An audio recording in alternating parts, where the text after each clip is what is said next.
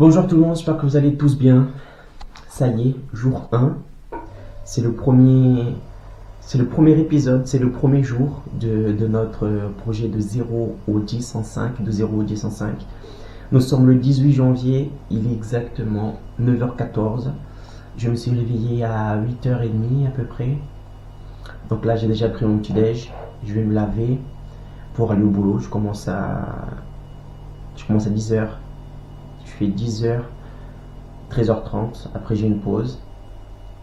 Et puis voilà. Donc, le programme d'aujourd'hui, c'est commencer à lister les experts. D'accord? Ce soir, je vais vous expliquer tout ça. Lister un expert, qu'est-ce qu'un lancement, tout ça, je vais vous expliquer. D'accord? Mais c'est juste pour vous dire que voilà, il est 9h14, je me prépare pour aller au boulot en tant que salarié dans mon job. Et puis ce soir, en arrivant, d'accord, je vais commencer à lister mes experts, à voir quelles sont les potentielles personnes des personnes qui ont la capacité, qui ont un potentiel de vendre leurs connaissances en ligne pour que je puisse m'associer avec ces personnes, qu'on puisse s'associer et qu'on puisse lancer ensemble leur propre formation en ligne. Ok, donc tout ça, ce sera ce soir. Là, je vais me laver, préparer pour aller au boulot. Allez, à ce soir. Donc là, les gars, il faut qu'on parte. Il faut qu'on parte au boulot parce qu'il est déjà 9h50 et je pense que je serai en retard. Donc,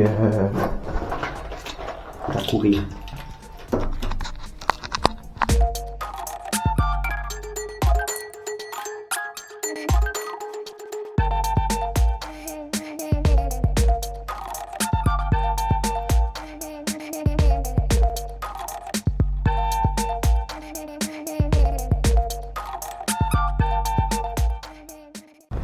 Ça y est, il est 19h42. Je viens de finir la journée de travail. Maintenant, on attaque la deuxième journée. On va commencer à lister les experts ce soir. Elle a tout. Ça y est, il est quelle heure là? Regardez, il est 20h55. Nous sommes le 18 janvier. Il est 20h55. Je suis arrivé du boulot, je me suis lavé, j'ai mangé. Et là, je suis devant mon ordinateur, comme vous pouvez voir ici. Et là, qu'est-ce que je vais faire aujourd'hui?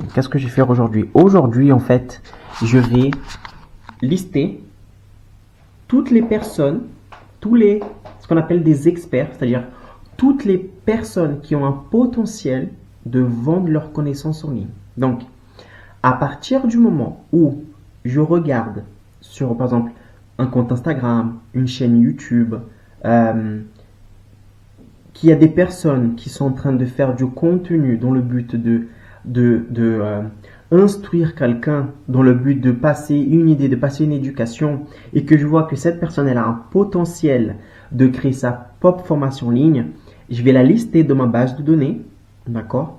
Et le but, c'est de lister, d'accord? Je vais lister 50 potentiels experts, d'accord?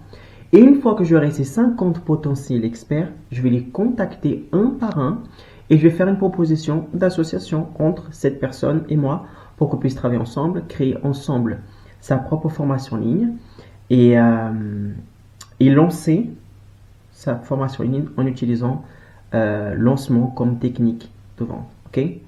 Donc, maintenant, je vais vous montrer comment est-ce que je regarde ces experts, comment est-ce que je fais mes recherches, comment est-ce que je vois que c'est un bon expert ou c'est un mauvais expert, d'accord, à être lancé du moins.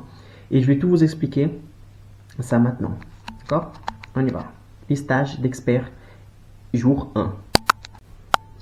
Donc ici, comme vous pouvez voir, j'ai créé un document qui s'appelle Listage des experts 10 en 5. D'accord? Dans ce document-là, je vais mettre tous les renseignements que je vais pouvoir recueillir de mes experts. D'accord? Donc, à chaque fois que je vois qu'il y a un expert qui pourrait m'intéresser, je vais le rentrer dans ce tableau-là. D'accord? Donc, moi, mon but, c'est de lister tout d'abord 50 potentiels experts. 50 potentielles personnes qui ont un potentiel, d'accord, de créer sa propre formation en ligne et de lancer, d'atteindre le 10 en 5. D'accord? Donc ici dans ce tableau, je vais mettre tous les renseignements. Donc, moi ce que je vais faire, vous voyez, j'ai mis en premier domaine de prédilection. Donc je vais lister 5 domaines de prédilection. dans lequel je vais pouvoir contacter les experts. Alors, pourquoi Icaro 5 domaines de prédilection? Parce que quand je vais travailler avec cet expert, je serai au cœur de son contenu. Je serai au cœur de ce qu'il va dire, de ce qu'on va vendre comme infoproduit, de ce qu'on va vendre comme formation. Donc, il faudrait que j'aime ce que je ferai. D'accord? Exemple, si je n'aime pas du tout la littérature, je vais pas contacter un expert en littérature. Parce qu'ensuite, il faudra éditer les vidéos. Donc, le mec va parler de littérature. Il faudra faire des lancements en parlant de littérature. Et comme c'est pas mon truc, c'est pas ma vibe, je serai moins motivé pour travailler. Alors que si je choisis un domaine de prédilection, par exemple, si j'aime le sport et que si je travaille avec un coach sportif, pour moi, ce sera beaucoup plus excitant de me réveiller tous les matins pour aller travailler, pour faire des lancements de ce coach sportif que si je n'aimais pas. D'accord? Donc maintenant, je vais lister 5 domaines de prédilection et quand j'aurai ces 5 domaines de prédilection, je vais maintenant contacter, d'accord, les experts qui peuvent correspondre, qui rentrent dans ces domaines de prédilection. D'accord? Donc je vais mettre ici donc le domaine de prédilection. Donc ici, vous voyez, j'ai mis expert 1. Je vais mettre ici le lien du réseau social de l'expert. Je vais mettre ici le lien. Pourquoi? Parce qu'ensuite, quand je vais les contacter, bim, pour trouver l'expert, je ne vais pas venir ici sur YouTube et retaper, rechercher tout de nouveau. J'aurai juste à cliquer là, boum, je vais tomber dans sa page YouTube. D'accord? Donc ici, je vais mettre quelques renseignements qui pourraient m'intéresser. Par exemple, l'audience. Je vais voir quels sont les abonnés de l'expert. D'accord? Je vais voir quel est son nombre d'abonnés. Je vais mettre ici la qualité du contenu. Je vais voir quelle est la qualité de son contenu. Je vais ici vouloir seulement les experts qui partagent un contenu éducatif et non pas du divertissement. Je ne vais pas contacter un influenceur. Je ne vais pas contacter quelqu'un qui fait des blagues, des vidéos drôles parce que c'est pas mon business en fait. D'accord? Je vais prendre quelqu'un qui a des connaissances et grâce à ces connaissances peut transformer la vie des gens qui sont de l'autre côté. D'accord? Donc, je vais voir ici la qualité du contenu. Je vais voir quelle est la fréquence de publication de cette personne. Et j'ai mis ici 2 publications par semaine au minimum. Je veux des experts qui publient déjà du contenu en ligne. Pourquoi? Parce que si le mec publie déjà du contenu en ligne, ça sera beaucoup plus simple pour moi de dire à l'expert, faut créer du contenu. Parce que lorsqu'on crée du contenu, on a une audience. Et c'est plus facile d'atteindre le 10.5 une fois qu'on a de l'audience. Donc pour ça, il faut que l'expert crée déjà du contenu. Je vais prendre un expert qui a déjà l'habitude de créer du contenu.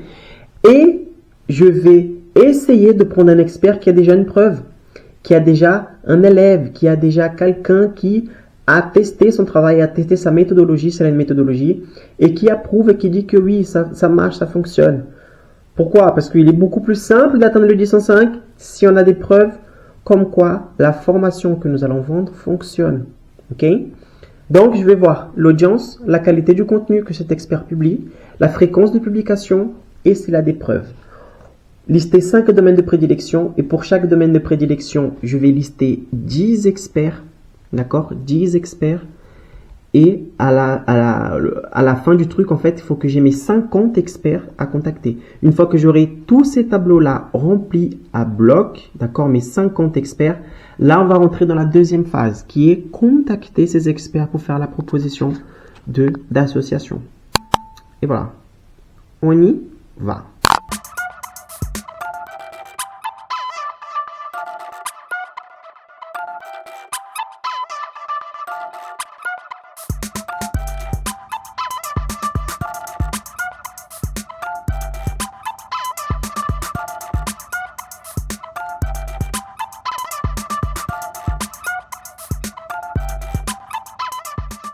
Qu'est-ce que je vais faire?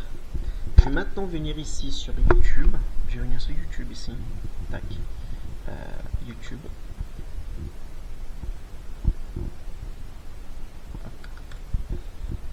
YouTube.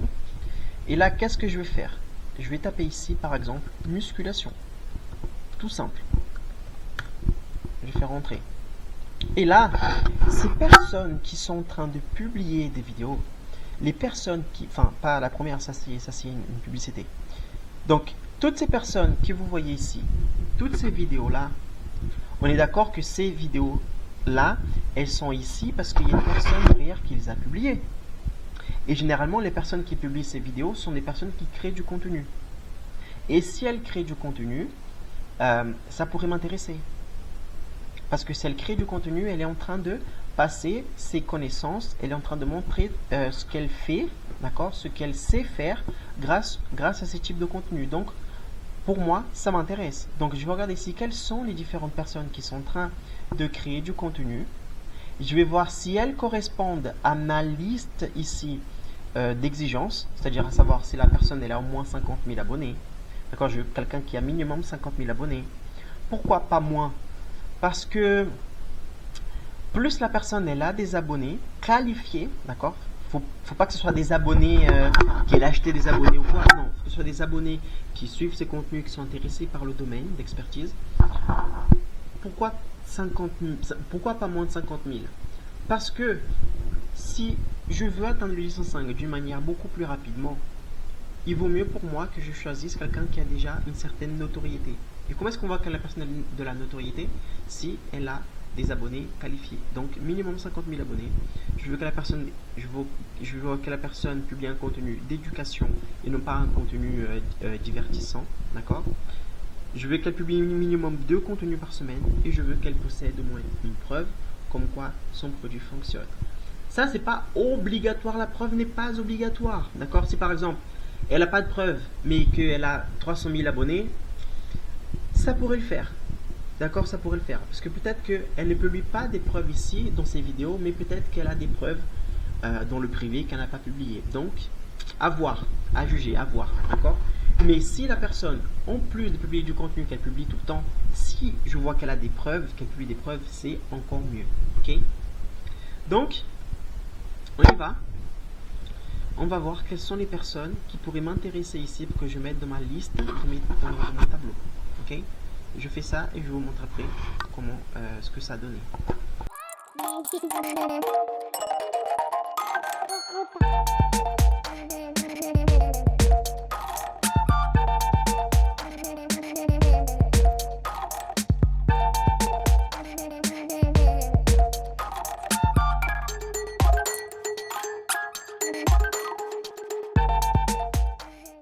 Donc là, regardez, il y a quelque chose d'important, d'accord? C'est un piège à ne pas tomber. Je vais vous dire. Donc, j'ai tapé ici le mot musculation, parce que je cherche des experts dans ce domaine de la musculation. Ok? Et j'étais en train de descendre ici, de regarder les vidéos. Et là, je tombe sur, par exemple, sur cette vidéo-là. Ok? Et moi, je regarde le titre. Alors, ma transformation physique incroyable. Donc, je vois qu'il y a un avant-après. D'accord? Donc, je vois vraiment que l'expert, c'est-à-dire lui, possède des résultats. Pourquoi? Parce qu'il montre l'avant et l'après. Donc, on voit qu'il est vraiment... il est ce qui prime, d'accord?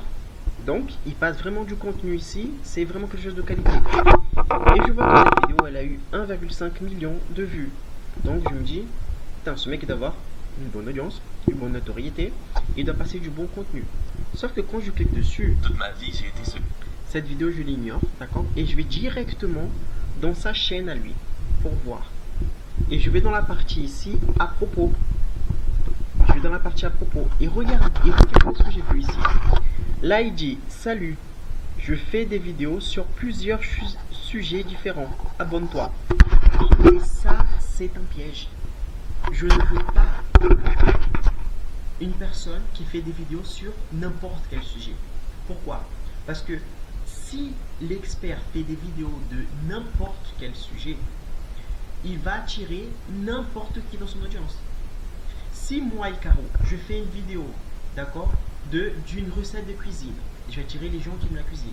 Et que la semaine d'après, je fais une vidéo concernant la musculation, je vais attirer les gens qui aiment la musculation. Et qu'après, je vais faire une vidéo de conduite, je vais attirer les personnes qui veulent passer le permis. Et à la fin de tout, j'aurai une audience, j'aurai beaucoup d'abonnés. Ici, il y a beaucoup d'abonnés. 964 000 abonnés. Tu regardes ça, tu te dis, mais le problème, c'est que il n'a pas une audience qui le suit pour la même raison. Donc, là, si je contacte cet expert, si je travaille avec lui, et qu'on décide de lancer dans le marché de la musculation, par exemple, dans une formation, il y a très peu de chances pour que ça marche. Pourquoi? Parce que son audience n'est pas une audience qualifiée.